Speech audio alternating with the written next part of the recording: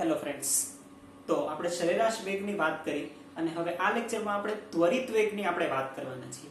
તો સરેરાશ વેગને યાદ કરી લઈએ. તો આપણે સરેરાશ વેગમાં આર એવરેજમાં એવું કીધું કે સરેરાશ વેગ એટલે માઇનસ ઓફ r2 ના minus r1 divided by t2 minus t1.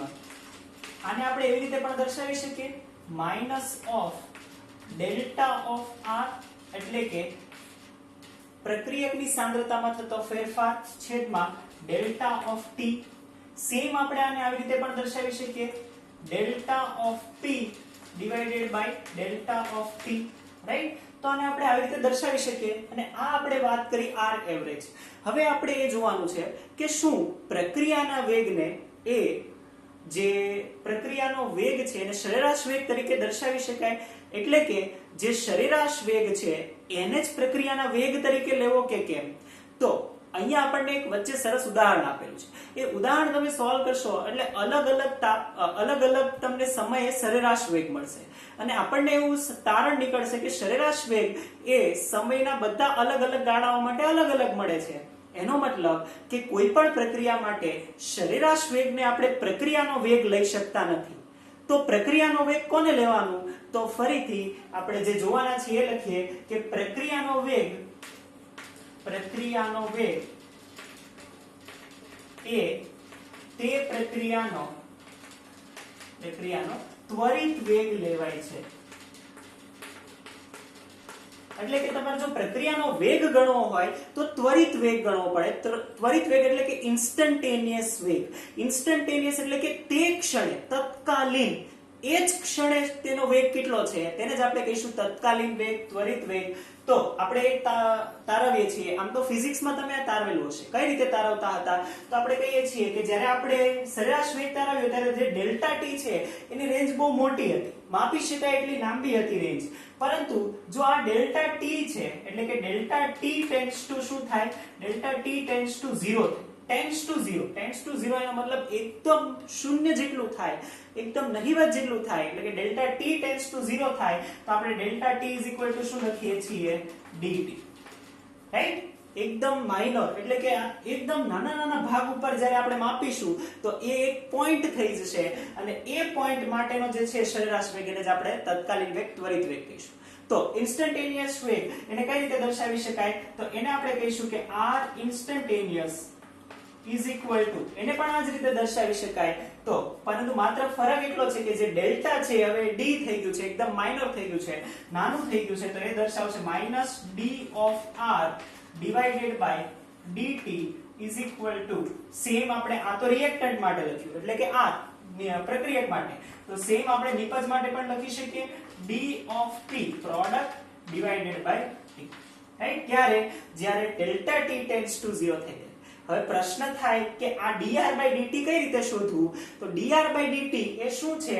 તો કોઈ પણ t સમયે જે પણ આપણે રેખા શોધેલી છે, જે પણ આપણી પાસે નિપજની સાંદ્રતા અથવા તો પ્રક્રિયકની સાંદ્રતા, એ પ્રક્રિયક કે નિપજની સાંદ્રતા માટે પ્રક્રિયક કે નિપજની સાંદ્રતા વર્સિસ t નો જે ગ્રાફ છે, આપણને ટેક્સ્ટ બુકમાં બંને ગ્રાફ આપેલા છે, પ્રક્રિયક અને નિપજ, પણ મેં માત્ર પ્રક્રિયક માટે ડ્રો કરેલો છે અને એનાથી આપણે સમજવાના છે. નિપજનો તમે જાતે સમજી શકશો. તો આપણે પ્રક્રિયકની જે અલગ અલગ સાંદ્રતા છે, અલગ અલગ ટાઈમના મૂલ્ય માટે, એ બધી સાંદ્રતાના મૂલ્ય માટે આપણે ગ્રાફ ડ્રો કરી લીધો અને એ ગ્રાફ ઉપર આપણે એવરેજ છે, આર એવરેજ આપણે શોધતા હતા.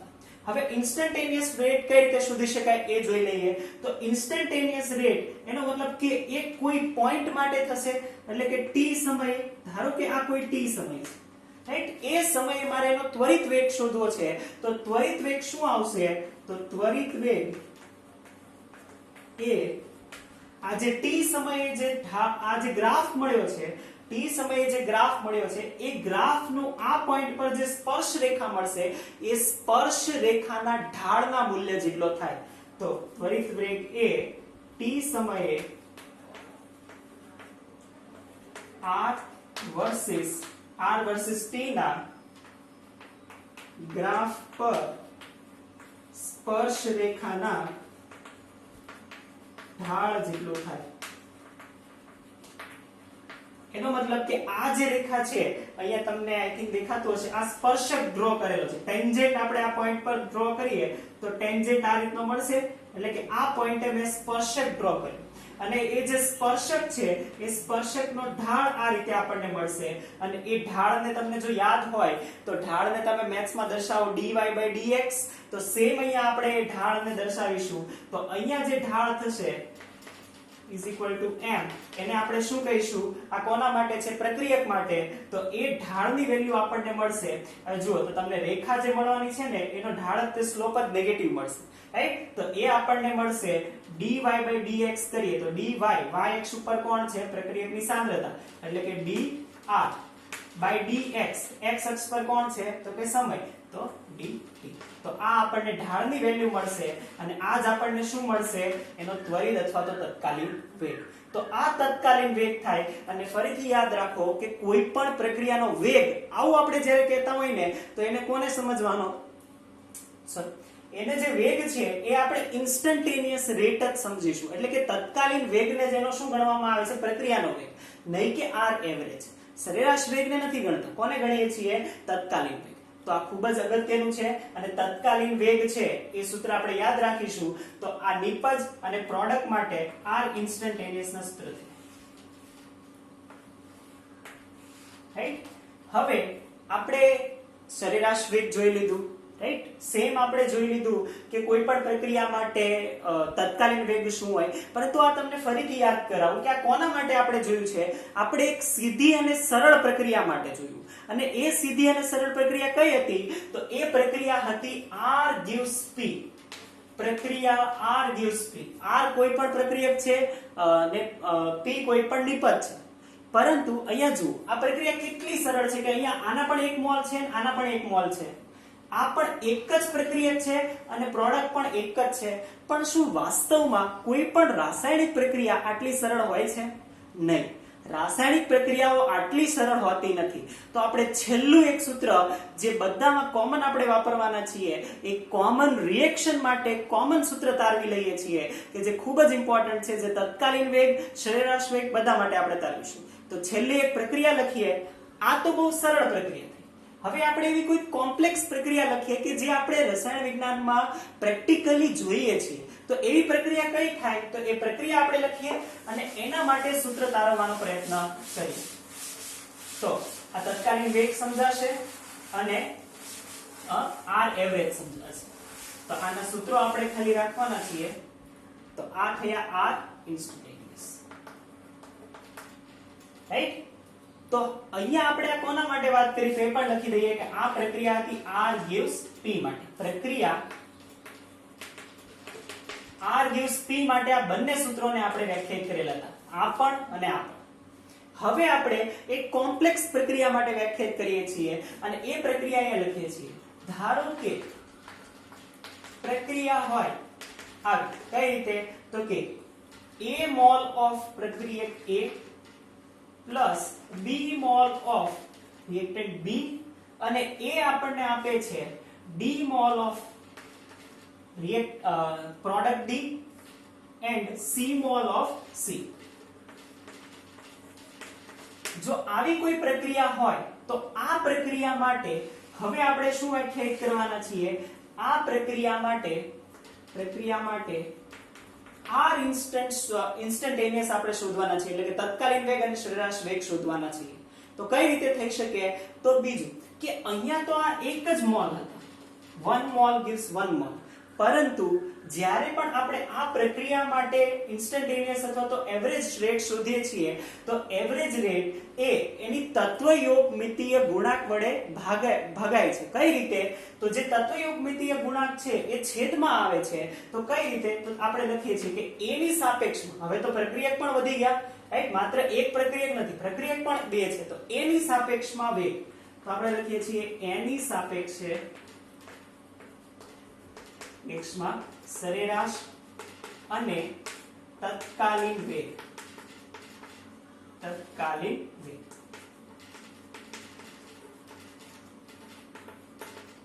તો a ની સાપેક્ષમાં વેગ લખવાના છીએ, તો અહીંયા આપણે લખી દઈએ r is equal to, કઈ રીતે લખીશું, તો પ્રક્રિયક છે તો માઈનસ તો ભૂલવાનું નહીં. કેમ કે આ પ્રક્રિયક છે. આ ઇન્સ્ટન્ટેનિયસ લખીએ પહેલા એવરેજ લખી દઈએ.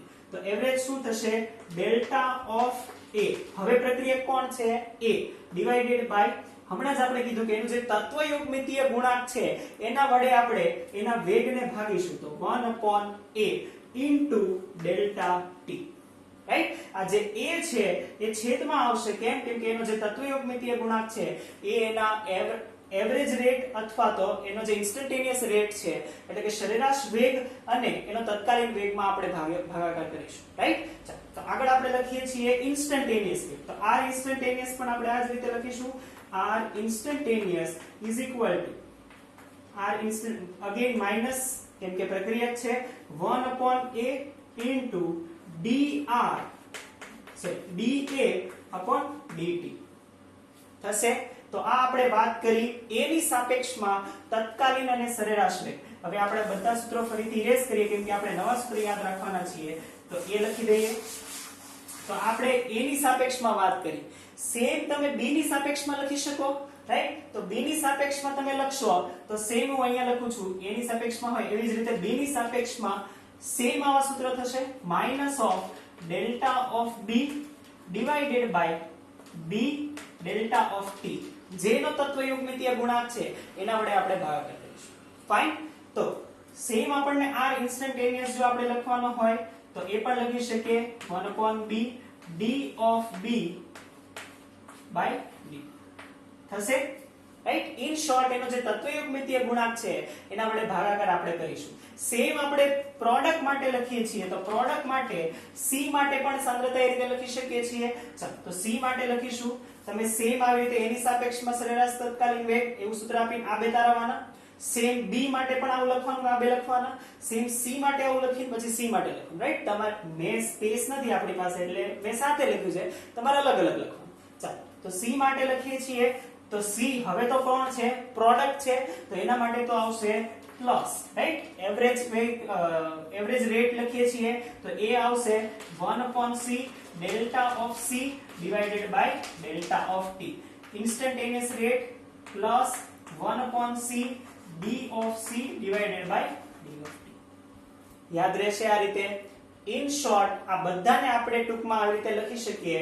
ચાલો એને એક સાથે આપણે લખવાના છીએ અને એ આપણે યાદ રાખવાના છે. રાઈટ? બહુ જ ઇમ્પોર્ટન્ટ છે. આના ઉપર ઘણા બધા ક્વેશ્ચન અલગ અલગ રીતે પૂછી શકે છે અને ખાસ કે આ જે છે a ની સાપેક્ષમાં b ની સાપેક્ષમાં અને પ્રક્રિયાનો વેગ કઈ રીતે અલગ છે એ આપણે જોઈએ. ચાલો તો a ની સાપેક્ષમાં b ની સાપેક્ષમાં વેગ આપણે પ્રક્રિયાનો જે કોમન વેગ છે એક જ સૂત્રમાં એ લખીએ છીએ આ પ્રક્રિયામાં.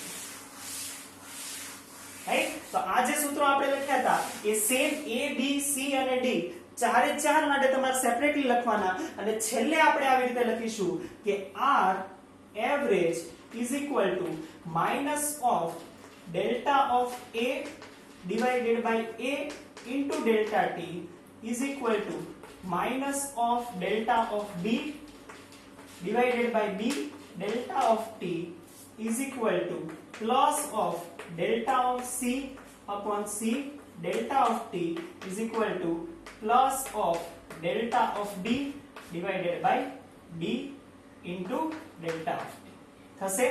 આ સૂત્ર મોસ્ટ ઇમ્પોર્ટન્ટ છે. હવે આ તો થયો r એવરેજ. બધા માટે કોઈ પણ એકની સાંદ્રતા આપેલી હોય તો તમે r એવરેજ શોધી શકો. પણ એવું કીધું હોય તો કે માત્ર a ના બદલાવાનો દર શોધો તો એટલે કે પ્રક્રિયક a ના ઘટાડાનો દર શોધો તો અથવા તો એવું કીધું હોય તો કે પ્રક્રિયક અથવા નિપજ d ના બનવાનો દર શોધો, નિર્માણ થવાનો દર શોધો. તો a એટલે શું થશે? a એટલે થશે ડેલ્ટા d ના છેદમાં ડેલ્ટા t. રાઈટ? આ d ત્યારે આવશે નહીં તો a લખી દઈએ. ખૂબ જ અગત્યનું છે. તો અહીંયા આપણે લખીશું કે ડેલ્ટા a ના છેદમાં delta t is equal to આનો મતલબ શું થશે? આનો મતલબ થશે પ્રક્રિયક a ના ઘટાડાનો દર, ઘટવાનો દર અથવા તો પ્રક્રિયક a ના ઘટાડાનો દર. સેમ આપણે કહીએ છીએ કે delta of d divided by delta d શું દર્શાવે છે? તો કે delta of d divided by delta d દર્શાવે છે નિપજ d ના બનવાનો દર, બનવાનો અથવા તો નિર્માણ થવાનો દર.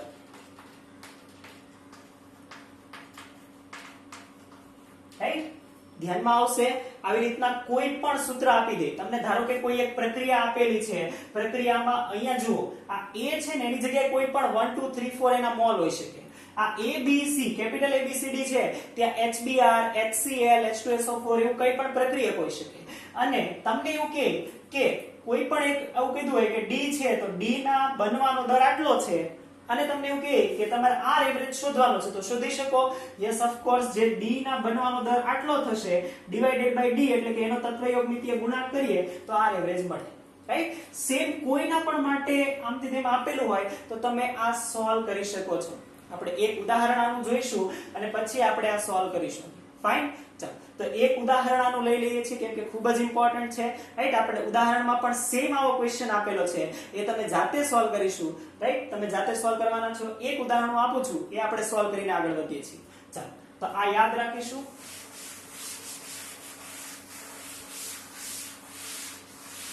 ઓકે, તો પ્રક્રિયા આપણને આપેલી છે. હવે કોઈ કોમ્પ્લેક્સ પ્રક્રિયાની જગ્યાએ હું ABCD માં તે કોઈ પ્રક્રિયા લઉં છું તો ઉદાહરણ આપીએ છીએ. પ્રક્રિયા આપણને આપી દીધી છે કે 3A plus twice B it reversibly gives, અહીંયા આપણે કહી દઈએ છીએ 4C. અહીંયા આપણને આપી શું દીધું છે તો અહીંયા આપણને આપેલું છે કે A ના ઘટાડાનો દર, A ના ઘટાડાનો દર x કહી દઈએ છીએ, કિંમત આપવા કરતા x છે. તો આપણે શોધવાની આટલી વસ્તુ છે. R એવરેજ શોધો એટલે કે પ્રક્રિયાનો વેગ શોધો. બીજું આપણને કીધું છે કે C ના નિર્માણ થવાનો દર શોધો, થવાનો દર શોધો. મોસ્ટ ઇમ્પોર્ટન્ટ છે. જો JEE નીટમાં પણ આ ટાઈપના ક્વેશ્ચન આવી શકે છે અને MCQ માં પણ આવા ક્વેશ્ચન આવી શકે છે. ધ્યાનથી જુઓ. ચાલો આપણે પહેલા લખી દઈએ કે આપેલું શું છે. A ના ઘટાડાનો દર x છે તો આપણે એને ઇન્સ્ટન્ટેનિયસ ના સ્વરૂપમાં લખીએ. ધારો કે આપણને આ પણ પ્રક્રિયાનો વેગ આપેલો છે તો ઇન્સ્ટન્ટેનિયસ શોધવાનો છે. તો આપણે આવું લખીએ કે d of A divided by dt એટલે કે A ના ઘટાડાનો દર x છે. હવે ઘટાડો થતો હોય તો એનો મતલબ એ થશે માઇનસ ઓફ x. રાઈટ? તમે x લેશો તો પણ વધારે ફરક પડવાનો નથી. ચાલો બીજું આપણે કહીએ છીએ કે R ઇન્સ્ટન્ટેનિયસ શોધો.